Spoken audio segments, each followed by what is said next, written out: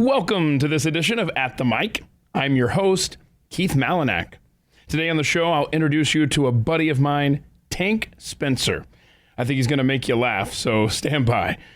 First, I want to tell you about the great people at American Pride Roasters Coffee. I just love Dave and his crew, where the coffee is their passion, and the taste of their blends is so good.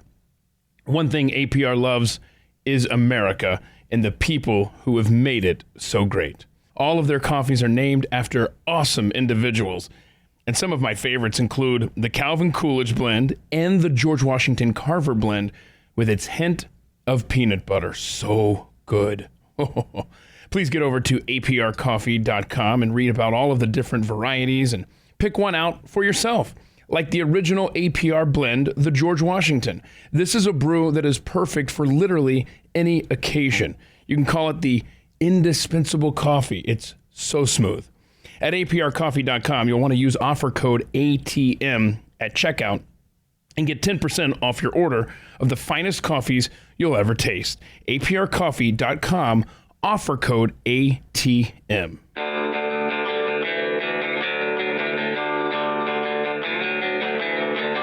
You're listening to At the Mic with Keith, an independent podcast production. On this edition of At the Mic, I sat down with Tank Spencer. Tank has taken his enthusiasm and knowledge of sports and turned it into a successful career. We talked about how he got that nickname, Tank. We discussed his role in a Disney movie. I learned a couple of facts about him that left me floored. I'm serious. I could not believe what he was telling me. And we reminisced about a good friend of ours who we lost way too soon. Without further delay, here's my good friend, Tank Spencer, on At the Mic. My goodness, Tank Spencer, how long have we known each other? It's been 16 years now? Yeah, I was 17. thinking 17 years maybe. Yeah, we worked together at WSC Radio in Charleston, South Carolina, the greatest city on earth. Agreed. I mean, you live in a pretty cool town. It's a town you grew up in, Asheville, North Carolina. Yeah, we're the hottest place to be if you're, old or a hippie. I was about to say hippie. I got a hippie vibe there.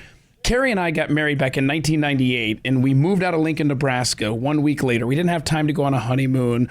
Obviously, we were poor, still poor, but we moved to Atlanta. And I had always wanted to go to Asheville, see Biltmore Estate, and I enjoy the mountains, and she was game. And so we went up there, and we spent, 4 or 5 days, and it was socked in foggy the entire time. I never saw a mountain peak, but I certainly saw hippies everywhere. Oh, yeah. Oh, they are everywhere. You're inundated with all of it. And at the time you visited in the late 90s, that's when it was really starting to get weird. Like growing up in Asheville was weird because, it was just kind of like, I don't want to say it was a podunk little town, but I mean, it kind of had that feel. I mean, our downtown area was horrible. Nobody went downtown. Yeah, all the businesses downtown were boarded up. Nobody went downtown. It was just completely unsafe, just sketchy as hell. And then about the late 90s, the economy started to recover and businesses started opening up and all the liberals started moving in. But it became, this mecca for the freaks. It was show your freak side. The year that I moved, I graduated high school in the year 2000, and I moved down to Charleston and was going to college down there for radio and television broadcasting. And 4 weeks after I moved down there, Rolling Stone came out with an article of America's freakiest city. And it was all about Asheville, North Carolina, and how it was. Yeah, it was it was like the freak mecca. You come out and just let your freak flag fly, and we got hippies, and we've got I'm surprised it wasn't Austin, Texas. Well, see, we've been battling with Austin, Texas for a long time. We keep going back and forth of, we need to be more like Austin. I'm going to disagree for the square, but yeah, I mean, it's like they're almost like sister cities now. Asheville and Austin. It's Asheville, Austin, San Francisco, and Portland, Oregon. Okay, I got a I've got an honorable mention for you. Okay. Flies under the radar. We went there a few years ago, and it's Taos, New Mexico. Taos, New Mexico. Okay. Yeah, it is in the far north reaches of the state. It's a nice area. I think it's beautiful. I love New Mexico. Like I said earlier, I love mountains. And so I'd always wanted to go there. And there aren't many baths per capita taken in that town, that's for sure. But it's an experience, I'll say that. Yeah, Asheville has the lingering aura of patchouli everywhere. It's just dirt and feet and incense. That's what it smells like around town. But the mountains are beautiful, and the beer's great. Yes. Okay, well, you grew up there. You're back there now. Do you enjoy it more now or when you were a kid? I think I enjoy it more now than when I was a kid, just because I can participate in society. You know, I mean, like when I was a kid growing up, my parents took me everywhere. And like even when I was in high school, I was beholden to, wherever my friends wanted to go and all of that. And I didn't have the freedom of movement. Here's a little secret about me. I didn't get my driver's license till I was like 19 years old, just because I never needed to. And I never had the want to drive anywhere. All my friends had cars. So what was the purpose? But now, Okay, so you bummed rides off of everybody. Exactly. Is what you're saying. Exactly. You're a freeloader. Yeah. Okay. I've always been a freeloader. I'm one of the finest in the world at that, actually. You do. It's an art for you, I'll say. Yes. So how did you end up getting out of there and getting to Charleston? Well, it was my sister lived in Charleston at the time, and she graduated from here, graduated high school, went to culinary school at Asheville Buncombe Technical Community College, which was, they were known for their culinary program, and she graduated from there and then went to Johnson & Wales down in Charleston. And when she got done with that job, she stayed. And it was coming time for high school graduation, and I already made a plan for graduation. I was going to go down to Daytona with a buddy of mine who was going to Embry-Riddle Aeronautical College, and I was going to do the same thing. I was going to go to tech school down there, take radio and television broadcasting, and, it was going to be out on my own kind of thing. And about 2 weeks before graduation, my buddy calls me and says, "Hey, man, I got some bad news. I'm out of money, and I got to move home."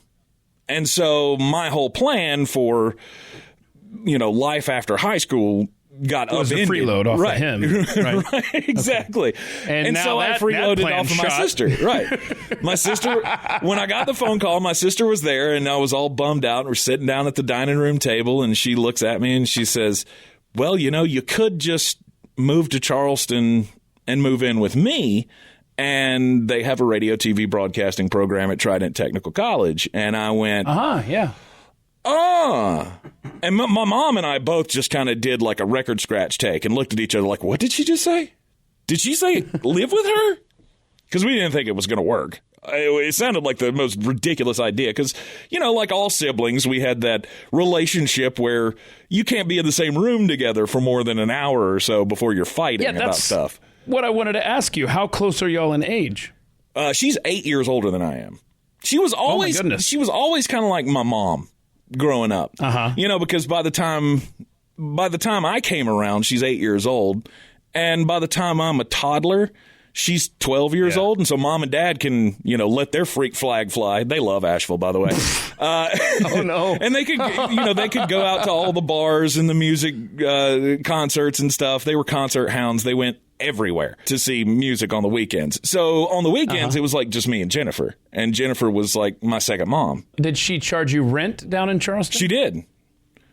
She was. Oh my goodness! She was a young. Oh look! She was a young Republican, and she treated me like I was her tenant, and she was the landlord. We split all the bills together. We had all of that. Finally, finally, someone in your life made you pay up for all of your freeloading. Exactly. I mean, that's where I got my my first conservative leaning. Training was with my sister because my parents damn sure didn't have it. I gotcha. So, all right. So you moved to Charleston, And before we get into that part of your life, let me just put the brakes on for a second. You grew up in Asheville, and Jennifer, is your only sister, your only sibling. Yes. You kind of explained your childhood where she was almost like a second mom to you. What is your earliest memory, and does it have anything to do with your sister? My earliest memory has nothing to do with my sister. Okay. I think my earliest memory of my sister is we had a big fight when I was about 5 or 6 years old. And we were at home. Mom worked nights. She was a nurse and worked the graveyard shift. So she would come home and sleep during the day. And then it was up to Jennifer to keep me in line while Mom was sleeping. And we got into a fight over something watching television. And she went downstairs to do the laundry, and I was mad that she wouldn't let me watch whatever it was. It was probably Thundercats or something. And I grabbed the remote control from the living room, followed her all the way down the hallway to the basement stairs where she was going to do the laundry. She got to the bottom of the stairs, and I chucked that remote and hit her straight in the forehead. It's one of the stories that I will never forget because of the impending fallout of that, obviously. It ended up with her chasing me around the house, and I got in a lot of trouble for that. My earliest memory of my life, though, is I was sitting in the back seat of my uncle, or it wasn't an uncle. I called him uncle, but he was actually a cousin of my mom, and he lived with us for a while. And my earliest memory is sitting in his car, and he forgot to put it in park, and it started to roll down the hill from our house. And so that's my earliest memory, is me sitting in the car and Cousin Wayne just running to try to catch the car as I'm rolling backwards. Was he successful? I mean, he was. Did it run into anything? He was. Okay. It didn't go that far. And where we lived, there was like a big field behind our house. And so thankfully there were no structures or anything in the way. Right. I had just rolled into the field a little ways before he was able to catch us. But that's my earliest memory. So I met you circa 2004, Charleston, South Carolina, WSC radio. What is it?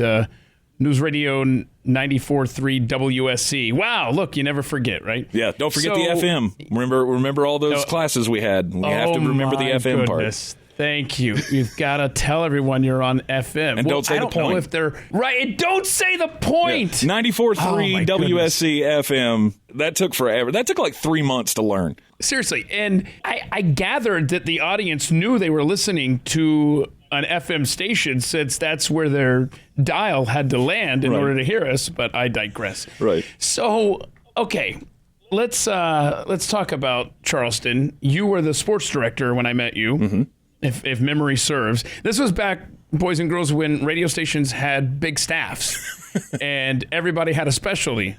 Oh, whoa, those many years ago.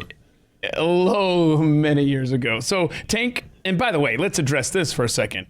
People might be listening going, Tank, what is, I mean, were you born with the name Tank? I know there's a Robert in there. What is it? It's Robert Edward Spencer, correct? Yes. So when did you get the nickname Tank? And my goodness, it is stuck. I would venture to guess, and I'm probably wrong, but right down to your checks. I bet it says Tank Spencer on your check. It does not. I never was allowed to officially change my name, or else my grandfather would. See, I'm the third. So there's, Robert Edward, the senior, junior, and I'm the third. And so how many people call you Robert? No one.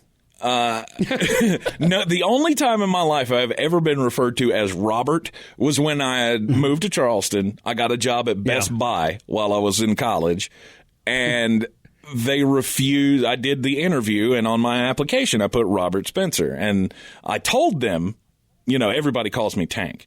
Well, I had like 3 guys who were all my bosses who refused to call me Tank because they thought I was messing with them. They thought I was just making it up.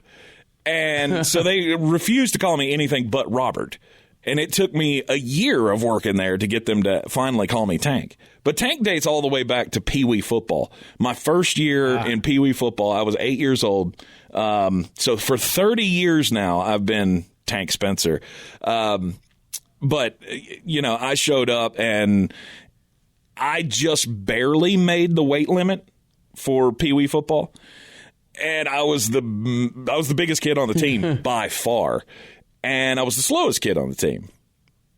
And the coach saw us running laps like first day of practice. His name was Rick Reinhardt, one of the hardest nosed coaches I ever played for, which is weird because he was coaching 8-year-old children. But, I mean, think about like Bud Kilmer, but with 8-year-olds. Yeah, you see where I'm going with that. Okay. Those were the good old days of Asheville, North Carolina. But yeah, he came out. He said, "I am no longer going to call you," because I went by Robbie when I was a kid. My grandfather was Bob. My dad was Bob, and I didn't want to be a Bob, and so they settled on Robbie. And he said, "I'm not calling you Robbie. You are the slowest kid on this team, but you are also the biggest kid, and you hit the hardest. So I'm going to start calling you Tank."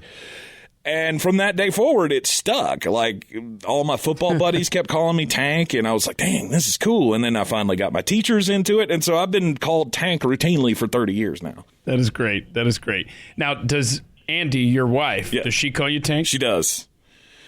Man, she does, but she also calls me Robbie sometimes, and I'll be honest with you, it makes me feel a little weird. What, to hear Robbie? Yeah. After, because everybody calls me Tank. And when I hear somebody call me Robbie, I go, okay, you are very close to me. And if you hear Robert, then you don't know me at all. Exactly. So did you meet Andy, your wife, not in Charleston, right? I mean, where did you meet her? No, well, the weird thing about our relationship is that we grew up together, kind of. Not really. I mean, she's from Asheville. And she was my best friend's sister's best friend. Hold on, I got to think about this for a second. So you had a best friend. Yeah. And a sister of that best friend, her best friend was Andy. Yes. Got it. Okay. And so our diagram it. Right. Our paths crossed some when we were younger. And so she has that root. Like she knew me before I was Tank. And so I give her the pass of being able to call me Robbie. Wow. But no, we didn't meet until 2005. I was living in Memphis, Tennessee at the time, and I had been hearing for probably 6 months from my friend Scott and his sister Trisha that I have to meet this Andy girl. We think you'll really like her. We'd love to be able to hook you guys up. And I came home for vacation. It was my birthday weekend. You're involved in this story, too, because this was the weekend of the fantasy draft of 2005. And my idea was, it's my birthday weekend. I got the fantasy draft at the end of the week. So I'll take the week off. I'll go back home. I'll hang out for a couple days. I'll go down to Charleston. I'll hang out for a couple of days there. I'll swing through Atlanta and go to the draft. And then I'll swing back to Memphis when I'm done. Well, it turns out I came home. I was here for a day. My birthday was the next day. Scott had made it a point to work with his sister behind the scenes to get Andy to come hang out with us on my birthday. And when I saw her, I knew. Like, I knew that I wanted to have some kind of a relationship with this person. She was just beautiful. And she struck me. She had this is going to sound really weird. One of my favorite all-time fictional characters from movies is the Cowardly Lion from Wizard of Oz. Okay. Yeah. The day of my birthday, Andy was in a wedding, and she showed up at the house later that day, and her hair was done in a manner like the Cowardly Lion after he went to Oz. Remember the big long curls that he had after they did him up in Oz? She had that look about her, and I don't know why I remember that way. But that's what her hair kind of looked like. And I was just like, yeah, this is something. So did you break the ice by saying you remind me of a dude dressed like a wild animal who is afraid of everything? I thought... Did that break the ice? I thought at the time that might be a weird way to go about it. If I was maybe not the best path. Right, if I was going to woo said lass, comparing her to Bert Lahr is not really going to be the thing that gets her. Now, hang on a second. Let's stop for just a moment and let's talk about, you met your wife to be and all that stuff. I mean, that's a great story, Tank. Right. But I'm kind of hung up on the fantasy football draft because I'm the commissioner of the league you're referring to. Was that when you had the number one pick and you were running late driving to Ben's house in Atlanta? No. And we threatened to take away your pick, or how did that? No, that was a couple of years afterward. Okay, all right. I can't keep. Yeah. If you'll remember, we were going to be on time for the draft, but we got into a car accident on the way to Ben's house. Oh, my bad. Sure. Okay, you've got excuses for everything. I got it. Yeah. Okay, that's totally cool. Who did you end up drafting that year when you were? I believe that was held the number one pick. I believe that was Reggie Bush. Oh, yeah, worked out. Worked out. Worked out well. Yeah, That's good. That's good. So, and speaking of working out well, you eventually did marry Andy. Yes. Who is from Asheville. So that's where you guys live. And there's such a charm to that. I mean, that's got to be kind of cool to raise your boys. You have two twin boys. They're the coolest kids in the world. They're both 9 years old now, right? That's insane. It's insane to think of how old I'm getting. Yeah, well, welcome. So that's got to be kind of fun to kind of introduce them to the same places that you grew up, right? Or are those places all bulldozed and gone and I just ruined it? No, it's kind of cool. I mean, we do some of the same stuff that I did when I was a kid here, but it's hard for me to remember doing things out in public. It's been so long since I've been able to take my children in public. But we still go to the same movie theater that me and my dad used to go to when I was a kid. So that's, something that I share with them. It's like my dad used to bring me here and now I get to bring you guys here. So that's cool. Yep. Very cool. Now, one of the questions I ask in the email that I send ahead of time is think about your current job. Was your career a direct path? And this may be the greatest answer I've ever received here for At the Mic. And Tank's response is, radio is the direct path to poverty. So true. It is. That is awesome. It is. I mean, if you have any friends in the radio business, that these aren't wealthy people.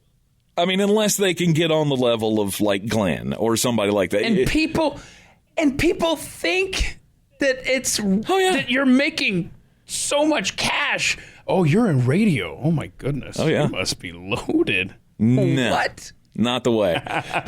Because they've got us because we do it for the love. Of course. You know that if you have a friend that's been in the business, like I've been in the business now for 18 years, you do it because you love it. You don't do it for the paycheck. You do it because, you love the listeners. You want to be able to entertain people. You want to have that special part of the day. One of the greatest compliments you could ever have is someone telling you that you make their days better. A few years ago when I started my weekend sports show, I got a phone call from a woman who told me that, her husband, Bob, listened to our show every Saturday. He got up, to make sure that his radio was tuned in at 3 p.m. on Saturdays to the Sports Tank because it brightened up his entire week. And it was really something important to him because he had stage 4 colon cancer. And he loved it. Like it was an appointment for him to be able to forget the pain that he's going through for 2 hours on a Saturday. And it's things like that that keep you coming back. You're absolutely right. I love when someone tells me, whether on Twitter or some other means, that you make me laugh. And, thank you for being there every morning. It's amazing that you have such I don't want to say, because it sounds almost, as I'm saying this, it almost sounds like I'm giving myself credit here, and I'm not. But I will be honest and say it feels good when you feel that you have positively impacted somebody's life. And I do enjoy hearing that. And I think, wow, thank you, because it doesn't feel like it. The state of the world and having to talk about it every day, it just feels like you're always treading water to stay afloat on this planet, but yet the fact that you do get that positive reinforcement, yeah, absolutely, you're so right. And then there's the negative reinforcement of I can't stand listening to you. You irritate me so, and I can't stand hearing your voice every day. And it's that last line that I always hang on. Every day, really? Yeah. You hate me so much. You listen to me every day? Exactly. Exactly. Because that also fuels me. Okay, so you have a podcast. Why don't you just tell everybody about your podcast, the name of it, where they can find it? Because I've checked it out, but I want you to sell it. Yeah, we are the Sports Tank with Jeremy Green. We actually have several different projects working right now. Are you okay? Are you good? Yeah, say that again, because I dropped my coffee mug on the you know what? No, I'm leaving this in. Oh, dear. I'm going to leave this in. Oh, yeah, I'm leaving this in. Hopefully there's no electronics around. Yeah, well, that's between me and the engineer. Don't worry about it. So, tell us about your podcast, The Sports Tank. The Sports Tank with Jeremy Green is the name of the show. My partner, Jeremy Green, I found him in a local bar a few years ago. When we were, so I had the Saturday show, and my co-host at the time up and ditched me to move to California with his new girlfriend. And I found Jeremy in a bar, and he's... Hold on. Yeah. No, we'll talk about Jeremy in a second. Let's talk about the guy. Tell me, he left North Carolina for California, and now we're in this world of COVID. So how's he liking that decision? Not too well. It didn't. That decision didn't go well for him. He was. Is he still with a girl? Nope. No, that didn't. Okay, shockers. That didn't work out. Got into the party scene, and he's laying carpet now up in the far mountains of North Carolina. So, anyway, so he came back. Yeah, he had to. Eventually, the money ran out. He didn't become an actor like he really wanted to. It's one of those sad, failed stories of if you'd have just hung in, you might have had a future in this business. But he wanted too much too fast, and it's a horrible burnout story. Okay, so the Sports Take with Jeremy Green, where can people find that? We are found everywhere on the iHeartRadio app. We are on ESPN Asheville here in Asheville, shockingly enough. We're on the iHeartRadio app. We also have, you can find us on iTunes and Stitcher, and we're cool. All over the place. Anywhere that you can get your podcast, you can find the Sports Tank with Jeremy Green. We also have the Sportsocracy, which is a new web show that we debuted about 6 months ago. The things with that have been going well, but we put that out as a podcast as well.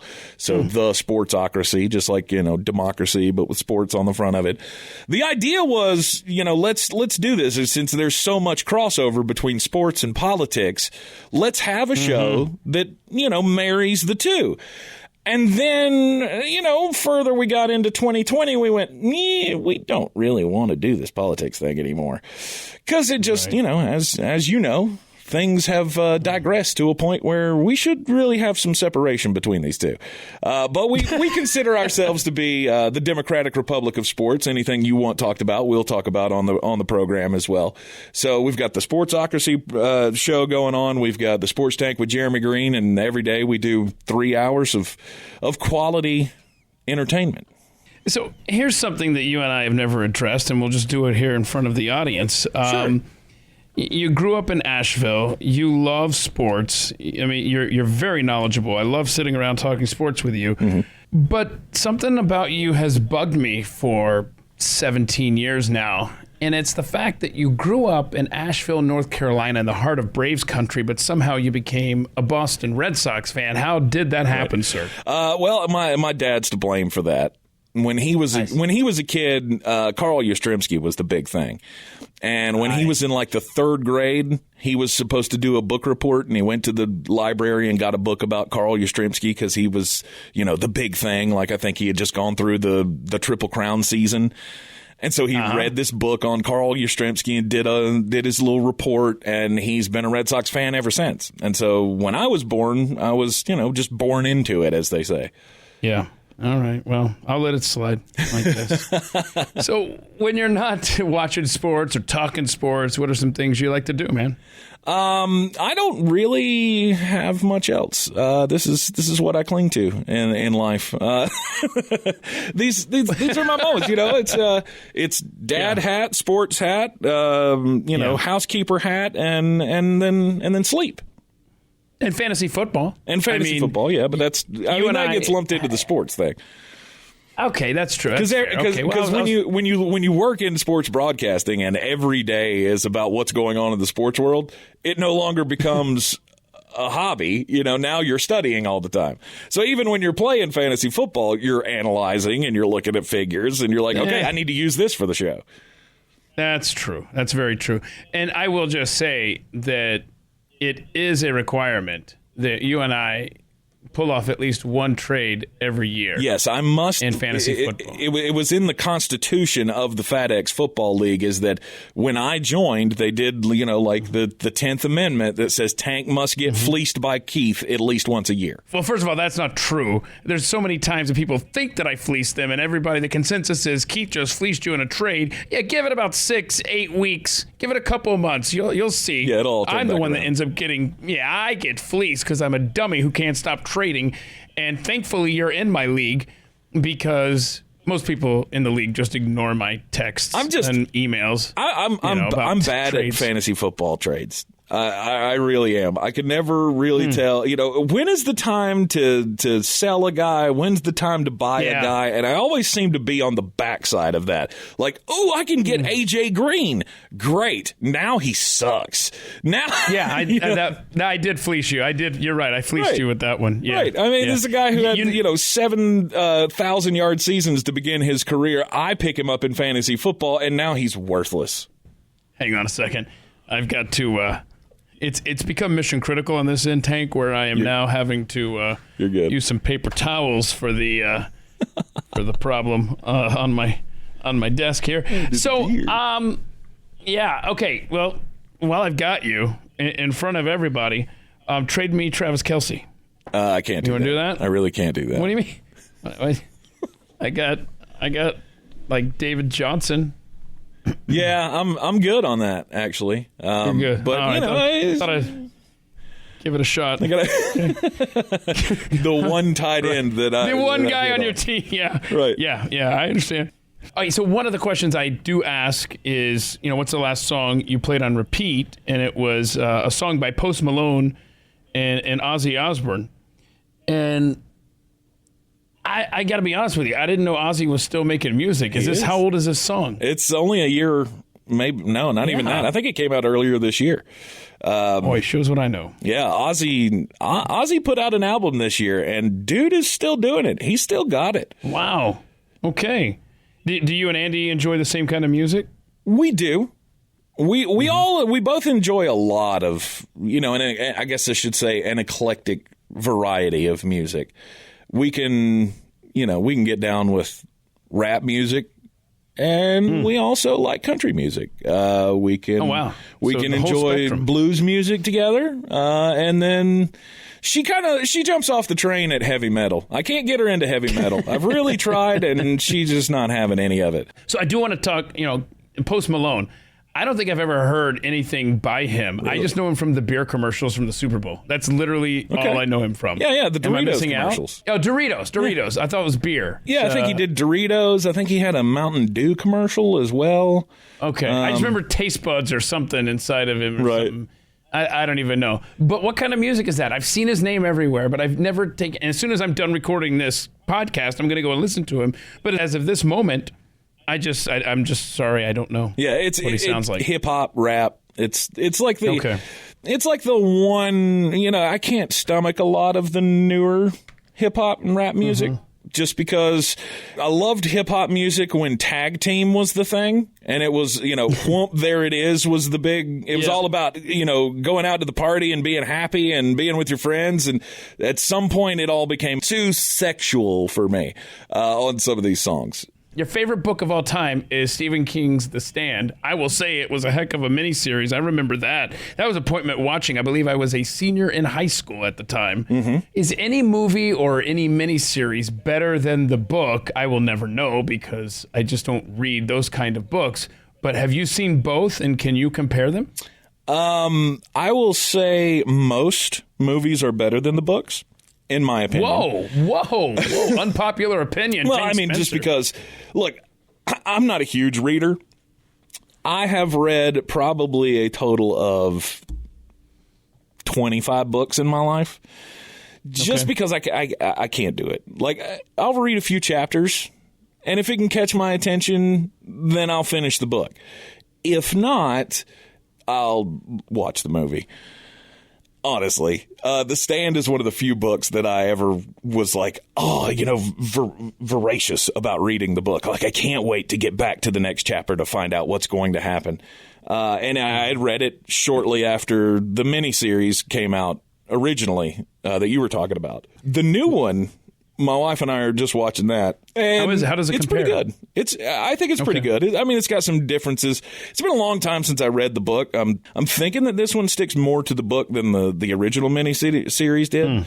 The original, because I was in love with that original miniseries. I had it on VHS tape, and I wore that thing out. I've probably seen that original miniseries, that and It. Those are the two original miniseries on TV that I couldn't get enough of.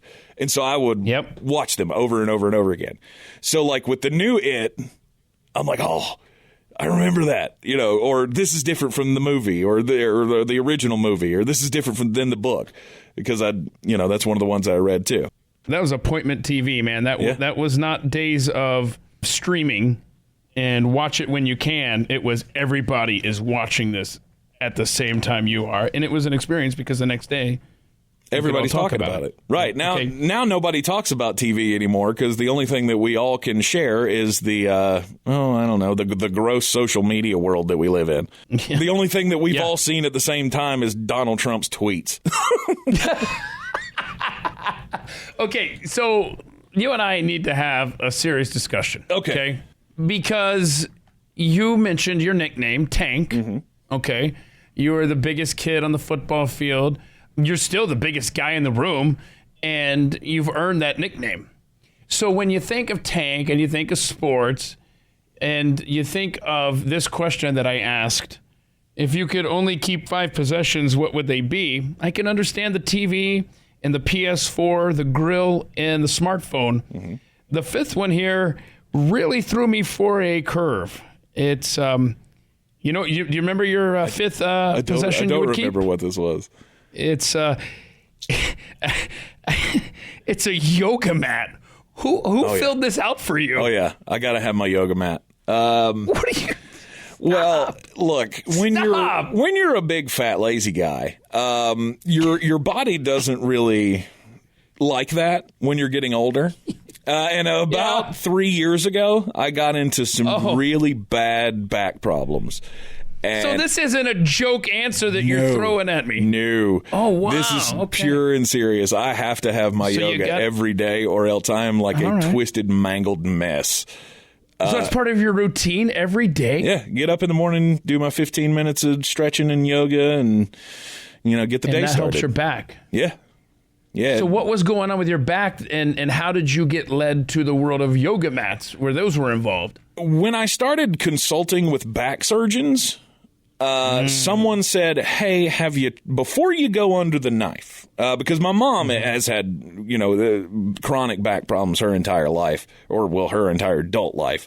And she sat me down one day and we got to really talking about it, what it feels like to live with chronic back pain and how to fix it. And she wisely looked at me in the face and said, just so you know, once you start having back surgeries, now you're having back surgeries. Like, you're not going to have one and it's going to fix it and you're going to be done. Once you have one, then you're going to start having them. She's had 4. And I didn't really want to go down that path. And somebody said, hey, have you ever tried yoga? That'll help you with, keeping your, loosening up your muscles enough to keep your spine straight. because your problem right now is your muscles are so tight that you're kind of hunched over all the time, and it's, putting pressure on your spine. And if you loosen that up, you may be able to at least put off surgery for a while. So I started doing yoga because I was going and getting those, the cortisol steroid injections in my back just to kind of relieve the pain. And I would have one and feel good for about a month. And then I'd, suffer through the next 3 months and go have another one because, you can't have them back to back to back to back. You got to spread them out a little bit. And so I'd go get another one, and that one lasted for about 3 weeks. And then it went right back to being in pain. And then I'd go back and get another one, and that one lasted for about a week. And they finally got to the point where they're like, you need to go consult with a surgeon. And I remembered that conversation that I had with my mom, and then I remembered somebody said, try the yoga. So I started trying yoga and just working on it 10 minutes a day, beginner level. I found a video on YouTube that was just yoga for beginners, and it was a 10-minute morning routine. And I started doing that, and I started feeling a little better. And then after I was doing it for a while, no more back pain. And it just went away. And so I haven't had to have a steroid injection. I haven't been, taking pain pills and stuff, which, you don't even want to mess with that. Right. As everybody Well, knows. I hope this conversation touches some people that maybe are suffering through back pain and haven't even considered yoga. Give it a shot. I tell everybody that now. If somebody complains to me that their back hurts, I'm like, hey, have you ever tried yoga? I mean, I'm not going to be annoying about it, but I will say, that's what helped me. It saved me from going under the knife, and I'm hoping that I never have to now. Do they ever think you're joking like me? Oh, yeah. I mean, people look at I just want to make sure. You can't look at a barely 6 foot tall, 280-pound man and go, yeah, you look like you do yoga. I mean, that's where I was at 5 minutes ago. Right. Hey, so you being in radio, you've run into multiple celebrities along the way. Who was the coolest one that you met? Ooh, coolest celebrity I ever met. This is where or your best experience. This is where I say Glenn Beck, right? Yeah, there it is. Yeah, there it is. Glenn Beck, the best celebrity you've ever met. He's up there. I really dug Glenn. I worked in Memphis. Did he talk? Did he talk crap about me? He did not. Okay. He did not. In fact, when I brought your name up in the conversation, because it's the only common thing I had with Glenn Beck at the time was that, hey, I knew you. No. You worked for Pat. Pat worked with Glenn, and so I knew he knew you. But this was 2005. This was, like same year that I met my wife. I was working in Memphis at WREC, and he came through and did his stage show at the Orpheum. And that day, he did the show from our studio because we were the affiliate in Memphis. And he shows up as I'm doing the morning show. I'm running the board in the studio, and this guy comes walking in. Like I saw no one but him to begin with, and he comes into the studio and introduces himself to me, and I'm like, I know who you are. I've seen your face before. I've heard your name a few times. But he was a really cool guy. I just wanted to spark up conversation, and I, in fact, at one point, I think I looked at him and said, hold on just a minute. Let me close out the show here, and then I'll get back with you. Nice. I'm in the middle of a commercial break, Glenn. Can you hold on just a second? But, I mean, meeting Glenn was awesome. He's a great guy, and a guy who just talks to you like you're, like he's a guy from next door. And I didn't expect that. You see national radio show hosts, and when they treat you like they're an actual person, not that you're an actual person, it surprises me that there was no air about him at that time. Yeah, I know I've told this story before, where on Fridays back in New York, he would do the show from his home in Connecticut, and I would go up there and hook up the technical stuff. And my 95-year-old grandmother loves to tell her Sunday school class that Glenn Beck makes my grandson oatmeal once a week. Because that's what he would do. I'd show up at his house, and he would go to the kitchen and make oatmeal for me. Yeah. So you're absolutely right. He's a great guy. He brought a box of donuts. Okay, you're my best friend now. I mean, when, you know how it works in radio. When somebody shows up with free food, you're automatically like, yep, that guy's getting all my attention today. Because that's part of it. Funny. You're in radio because not only do you love the business, but you're also in it for the free stuff. If you get free food, free concert tickets, whatever, sporting events, we're in. And when Glenn Beck showed up at my studio door with a box full of donuts, I went, we're going to be friends. That's the way to Tank's heart. Exactly. Yeah. As far as celebrities go, though, other than Glenn Beck, I did a stint with the Atlanta Braves radio network down in Atlanta. Oh wow! And I had a lot of fun getting to know all of those guys on the broadcast. You're going to ruin somebody? You're not going to ruin somebody for me with the Braves. Because at the time that was Skip Carey and Chip Carey and Joe Simpson and Don Sutton and it's all those those guys are great. But being able to meet Skip Carey was probably one of the coolest highlights of my life because he is an iconic broadcaster that everyone loved. And so, I mean, being able to talk to him every day, even though I was the technical producer, so I was in the studio while they were at the ballpark, but we would still talk via intercom back and forth. And one of the greatest moments of my life was Skip hated the Bluebell ice cream commercials. Could not stand them. The jingle, I think, to him was the most painful thing on the planet. And that's awesome. Yeah, and I will never forget when one day that commercial started up and Skip Carey started singing the Bluebell commercial word for word. And Chip joined in, and Joe joined in, and I joined in. And we just, for 60 seconds, all of our souls connected, and we were all making fun of the Bluebell ice cream commercial, doing our best horrible karaoke version of it, all together during a Braves baseball game. It's one of the greatest memories I'll ever have. That's great. I mean, Skip Carey is, I don't know how to put this, the living embodiment of my childhood. Because, first of all, I love the Braves. I wanted to be a baseball announcer. And I don't know if you know this about me, I can be a little sarcastic at times. And that's Skip Carey. Yeah. Right there. Those three things. And I absolutely loved listening to him growing up. And that's a really cool. You don't have an audio recording of that. That Bluebell. When it was over, I went. Oh, I would have loved to have that on tape. No kidding. But I didn't. It just didn't work that way. But yeah, Skip was awesome. I mean, he could do baseball. He knew it inside and out like nobody's business. And he hated not only the Bluebell commercials, but he also hated when they played Dale in the stadium. Oh, the Banana Boat song. Every time he'd go, why are they playing this? I don't get it. And he would make little snide, he would rave about it during a commercial break. But then when he slipped in little snide comments about it while he was on the air, those were the nuggets that we all just loved. Like, we know what that's about. That's nobody else cool does. To have that kind of inside track to what it was behind the scenes. Yeah. Yeah.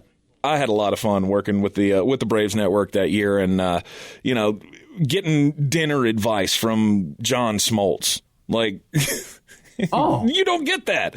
Like, he's sitting on the pregame show and I'm thinking, hey, we got an off day or coming up tomorrow. It's our first off day of the season. I want to take my wife out for dinner. Where should I go? I'm talking to Chip and Chip's like, I don't know what you should do. And then all of a sudden this voice comes in of the, hey, Tank, I'll tell you what you can do. And I was like, is this John Smoltz? He's like, yeah. You got to take your wife down to Ruth's Chris Steakhouse. It'll be the best steak you've ever had in your life. It's like, okay, all right, let's do that. Little did I know that going to Ruth's Chris Steakhouse is, for a radio producer. I was about to say, you got that's a Hall of Famer giving you advice. Right. That was Smoltzy's thing, though. Like, Smoltzy loved Ruth's Chris. And whenever they would come back from spring training, he would take the entire team to Ruth's Chris. That was like his little get-to-know-you dinner. He'd take all the rookies and everybody that go to Ruth's Chris, and John would just pick up the tab because John can do that. However, what was I at that time? 23, 24 years old, radio producer, just new in town, never heard of a Ruth's Chris, didn't even know what it was. Said steak, and I'm in. Yeah, I got there, and the steaks are like $50. Although when they bring it out, it's like a catcher's mitt on the plate. It's the greatest steak I'd ever had in my life. Best steak you'll ever eat. But you better be prepared to pay up for that thing. Was it sizzling, like they say? Oh yeah. You got to hold your napkin up in front of your shirt so it doesn't splatter up on and get grease all over you. Yeah, it's quite the experience. You've never eaten at a Ruth's Chris? I have not. Oh, well, I suggest you do that. You're in the big time now. You're in the big time now. You need to. There it is. Yeah. Okay, so if you could go back in time and meet any person in history, you've got Teddy Roosevelt down. Why is that? I think Teddy Roosevelt was probably one of the greatest leaders that we've ever had. I mean, any guy that can continue a political speech after being shot. I mean, that is a fair point. You got my respect, dude. And I don't know. I just feel like I'd have been down with the whole war hero, bull moose party thing. Okay. Very good. He's resilient. That's what I love about him. And he's the reason we got Woodrow Wilson, but I digress. Well, okay, true. So let's see here. You can throw a baseball with your feet? I can. Are you right-footed, or is it both of them? It's mainly the right. That's my dominant foot. I mean, how do you grip a baseball with a foot? I have very strange feet. They're almost like 8 feet. I almost have opposable toes. Like there is a gap so large in between my big toe and the next one that I can grab many things with those feet. And one day I was challenged. I bet you could throw a baseball with that foot. And I went, you know what? Challenge accepted. I'm going to figure this out. And sure enough, after some practice, I am able to dent drywall with the force of throwing a baseball with my feet. Oh, wow. Yeah. So you actually have tangible proof of your abilities. Right. You dented drywall with a baseball. Yeah, I did that once. It's not something that I whip out too much, but, I figured that's a secret that I will pass on to my children when they become of age. So was alcohol involved? No, this was pure boredom. Okay. I had to ask. I just wanted to be totally clear on the origins of that story. And so you enjoy going to concerts? I do. I love concerts, and I miss them dearly. What's your favorite concert that you've ever been to? I think it's the Eagles. I've seen the Eagles twice, and I believe that's the best show I've ever seen. Just the fact that these guys can still do it at that age. I mean, I didn't see them until 2010 and saw them again in like 2015. And just thinking, this still sounds like the record. That's cool. You don't have artists like that anymore.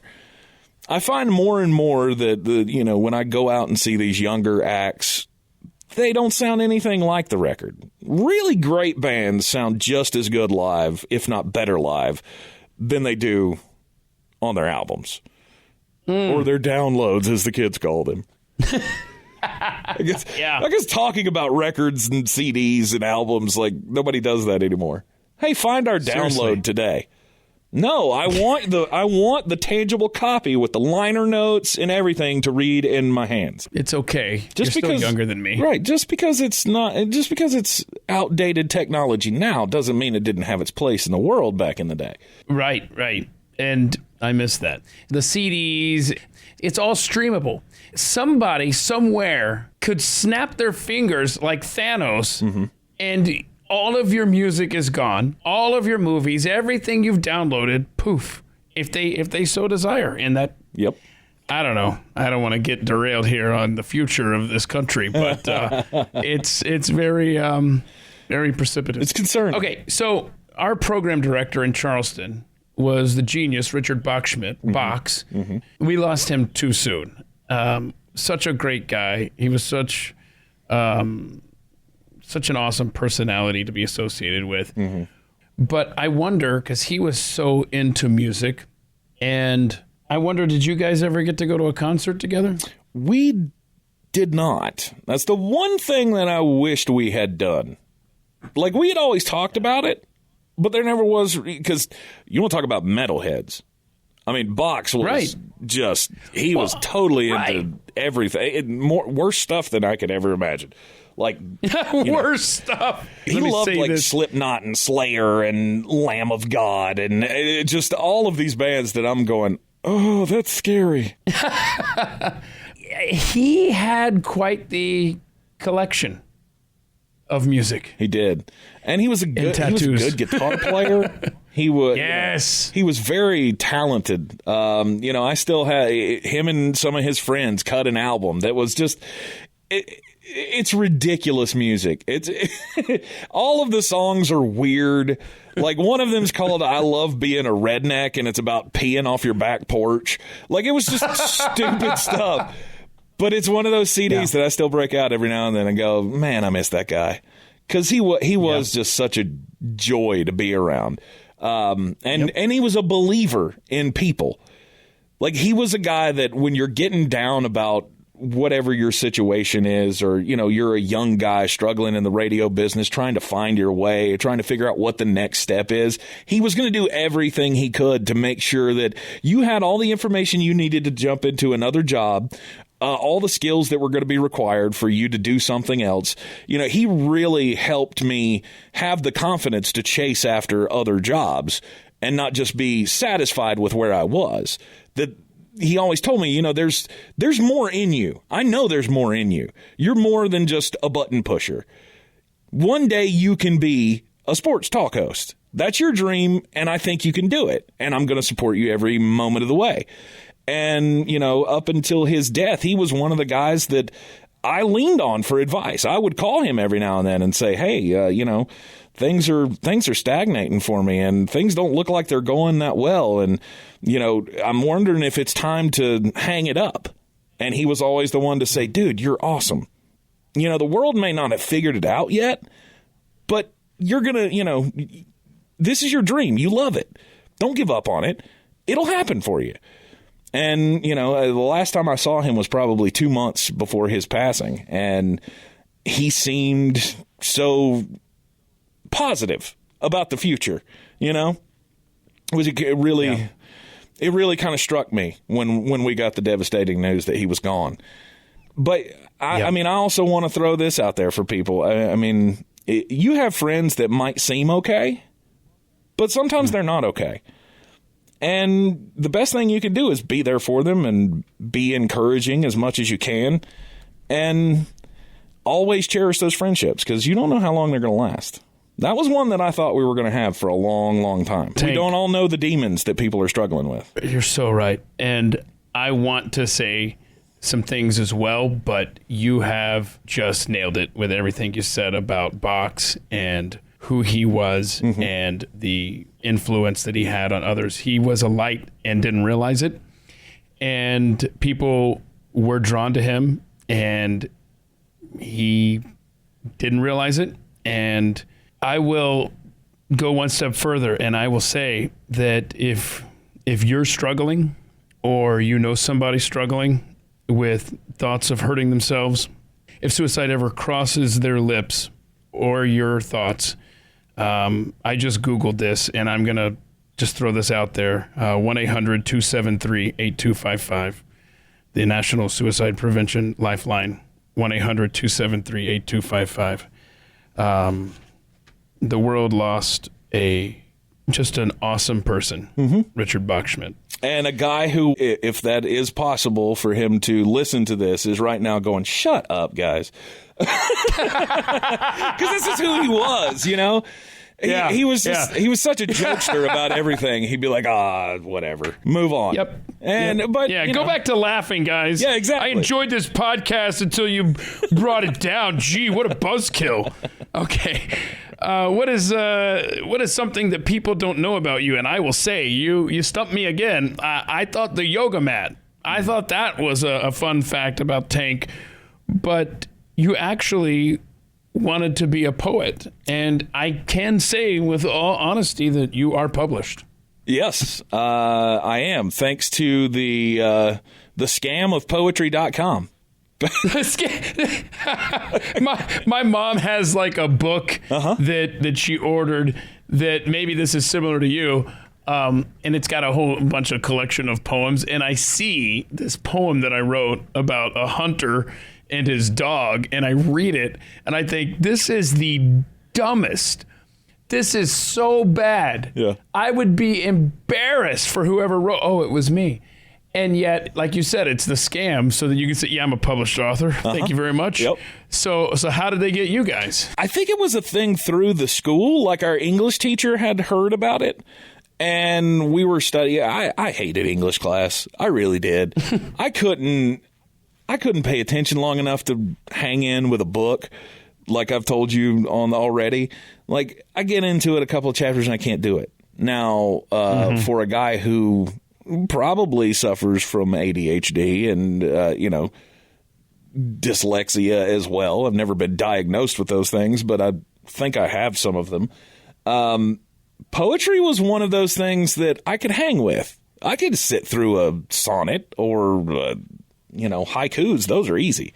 I got 3 lines. That's it. That's all I got to read. But that was like, free writing exercises in class. I went through a period where I was always writing poetry, and she liked my stuff, and she sent it off to the poetry.com people and gave me a letter that said, hey, you've been selected for the next edition of whatever. Buy your book today. And you forked over like you forked over like $80 for this coffee table book that would have your poem in it. And so I did. Yes. So I submitted like 5 or 6 poems to this poetry.com thinking, this is cool. Like, I can just sit and write these things and be a published author, and I'm 16 years old. This is great. Little did I know about the scam of poetry.com.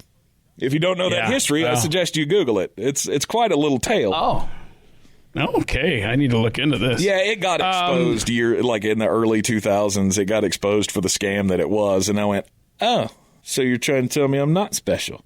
Okay. Well, then, that had to hurt. So, do you have favorite poets, or is that just, just something really. you do? I really just like writing my own. So do you still write poems? I don't. I haven't in years. Okay. Like, I think I wrote one for my wife on our anniversary one year, but it's not something that I keep up. Do you remember any lines from it? I don't. A lot of it, like, I still have the notebook, the first notebook that I'd started writing poetry in. And I looked at it about 2 years ago, and I went, that's not good. Because it's like a 16-year-old kid trying to be all, trying to be Cyrano de Bergerac or something. Did you burn it? Did you burn the notebook? No, I kept it. Of course I kept it, because, it's still a part of me. It's still something that I did, and... I don't know. No, I find old stuff of mine that I wrote, and I look for the nearest garbage can, and I try to light it on fire. Just make sure that no one ever sees this again. Right. This cannot see the light of day ever again. Yeah, I guess it wasn't bad poetry for a 16, 17-year-old kid, but you look back on it now after you have been exposed to other people's works, you go, yeah, it wasn't that good. Yeah. Yeah. So you were in a movie. I was in the movie Heavyweights. It was a Disney movie. You might be familiar with the Ben Stiller movie where he played Tony Perkis Sr. He went to fat camp, and he tried to turn it into an infomercial, and I was lucky enough to be one of the fat kids in the fat camp. So you had lines and stuff? I did. I had one line. They added it later. I just got on as an extra. It was filmed at Camp Pinnacle, which is in Flat Rock, North Carolina, just south of Asheville. and they put an ad in the paper and said, hey, there's going to be a movie, open casting call. If you're interested, come on by the Asheville Mall. And so we go by the Asheville Mall, filled out the paperwork, and they gave us a call back and said, hey, we'd like for you to come to round 2 of the casting call. And we went to round 2, and they took pictures and everything. And then we got a phone call back, and they said, you have been chosen as one of the core extras, which is one of the other kids that doesn't have lines that you see all the time in the film. And, I was in the 6th grade. The thought of being in a Disney movie was just too good to pass up. And it was one of the greatest experiences of my life. Being on the set with Ben Stiller and having, acting tips from Ben Stiller while you're on set, it's a pretty cool thing to have. I met a lot of cool people on that project. Judd Apatow was just great. I mean, I had no idea he was going to turn into the king of comedy in Hollywood. But, it was cool to get to know those guys before they became stars. That's really cool. The movie is Heavyweights. Like you said, it's got Ben Stiller in it. And I've never seen that. I remember when it came out, but I didn't actually watch it. So if I go sit down and watch that, I'm sure it's on Disney+. I will see my buddy Tank Spencer saying something. You will. Nice. All over the place. The first scene when they land at the airport and the kids are waiting on the bus for the camp, there's a scene where, Star Kid and Star Adult have this moment where they're looking at each other and the guy's like, are you ready for the best dang summer of your life? And just in that shot, we were all supposed to stand in a straight line. And I said, nope. And I moved right into the camera view.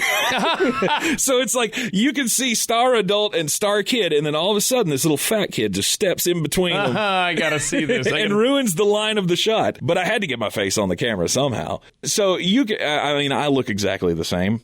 I bet, yeah. No, I had lots of spots in that movie where you can, if you look intently enough, you'll go, oh, yeah, there he is. Nice. There he is. Yeah, I was in the credits as soccer goalie.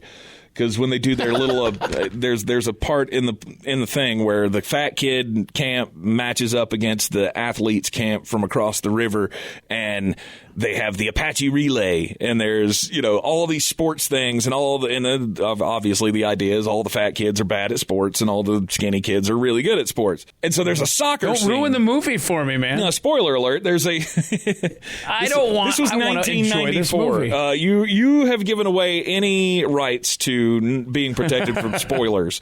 But there's a soccer scene in there where I played the soccer goalie, and it's just a scene of me standing in the soccer goal with a coonskin cap on while the ball whizzes by my head. All right. And that's like my star moment of the movie. That's your moment. Which really ticked me off because we did about, 700 takes of that. And it went from everywhere of me just standing there with them throwing the ball next to me to me getting hit in the face, me getting hit in the crotch, me flying back into the net. I mean, we did all of these different cuts. And the one they used is the one where I didn't do anything. Thanks, guys. Boo. Appreciate you. Okay, so here's an idea for you. Maybe for a Twitter banner, maybe you split it into 2 parts, and there's an image of you as soccer goalie, and then the other side of your Twitter banner is soccer goalie Tank Spencer running through the credits. What do you think? Oh, there you go. There you go. Use my legal name though, and I'm not really happy about that. Oh no! By the way, real quick. A fun fact about Ben Stiller is that he has a cameo. One of my favorite bands, Travis, there's a video of theirs called Closer, and he has a cameo in that. So if you get a chance, go to YouTube, look for Travis Closer. It's a great video as it is, but wait for Ben Stiller's fun cameo appearance in that. Okay. You sure you want me to ask you about your most embarrassing moment that you wrote up in this email? I mean, sure. I'll share with the audience. I didn't. Okay. care. So tell us about when you were 23 years old and you had a bathroom accident. I did. This was. I was working in Memphis at the time. I was working the morning show. Okay. So it was like 4 o'clock in the morning. I'm not really awake yet, and I had just gotten to work. And I had to go to the bathroom. So I go to the bathroom and I sit to do my business. And, guys, we have this problem sometimes. You're not really paying attention to what's going on, and you overshoot as you're sitting in a seated position. And I didn't think anything about it. And I get up and I pull my pants up, and the entire seat of my pants is soaking wet. I had missed the toilet completely. And I have no choice because we're going on the air in 30 minutes, and I live a half an hour away.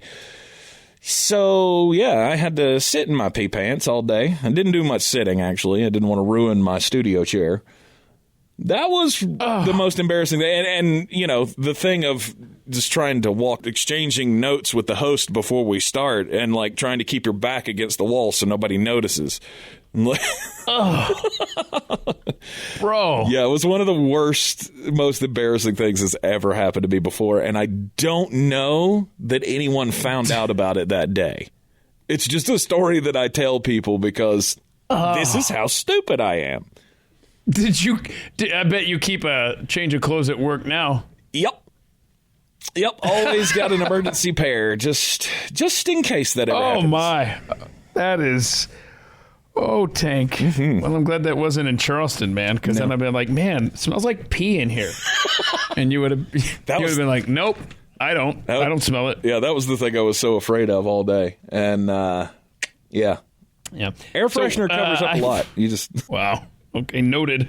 What is something you want to accomplish in your lifetime? Tank Spencer writes, win the lottery. All right, I got it. Yeah. We all want to win the lottery. Of course. And his follow-up was, I asked, what would you do if you knew you could not fail? And it was rig the lottery. Yep. So, it comes full circle there. Yeah, I'm in. If you could tell me I can get away with rigging the lottery, I'm gonna make that dream come true. I know money doesn't solve all your problems, but let's be honest. We've all been poor. It helps, right? It makes your problems much more manageable. There you go. Honest response to that question is I want to be able to entertain people for a long, long time. And if I can raise decent children who don't expect the world to be handed to them, I will consider my life a success. Yeah. Well said. Well said. Okay, so you've got the Sportsocracy. That's a web stream that you do weekdays from what? Weekday morning. 9 to 10 Eastern? Yep. Weekday mornings at 9 a.m. Eastern on Facebook and YouTube Live. And you can follow us at the Sportsocracy on all of the social medias. Okay, so that's what I was going to ask you. You got the Sportsocracy on Facebook, YouTube, Twitter, yeah? We are on Twitter as well, yes. Okay, and then if they want to follow you on Twitter, you're Sports Tank ESPN. Yeah. Sports Tank ESPN. Yep, at Sports Tank ESPN.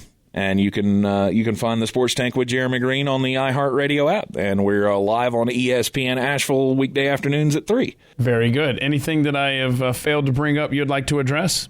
I don't believe so. This is typically the part in the interview where everybody says, I just want to wish everybody world peace and let's be nicer to each other. Yeah, you're not currently sitting in pee pants, are you? No, thankfully not. However, this interview has gone on longer than I anticipated, and the bladder is calling me. Have a good one. Thanks for making time. Tank Spencer on At the Mic. Thank you, brother.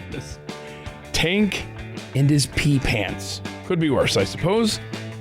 Anyhow, thank you so much for making time to join us for another conversation here on At the Mic. I'm always grateful when you can stop in.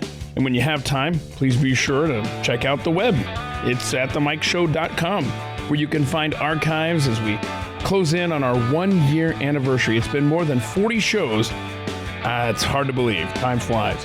Anyhow, please feel free to reach out and go through atthemicshow.com with any questions or suggestions that you may have. I hope to see you over there.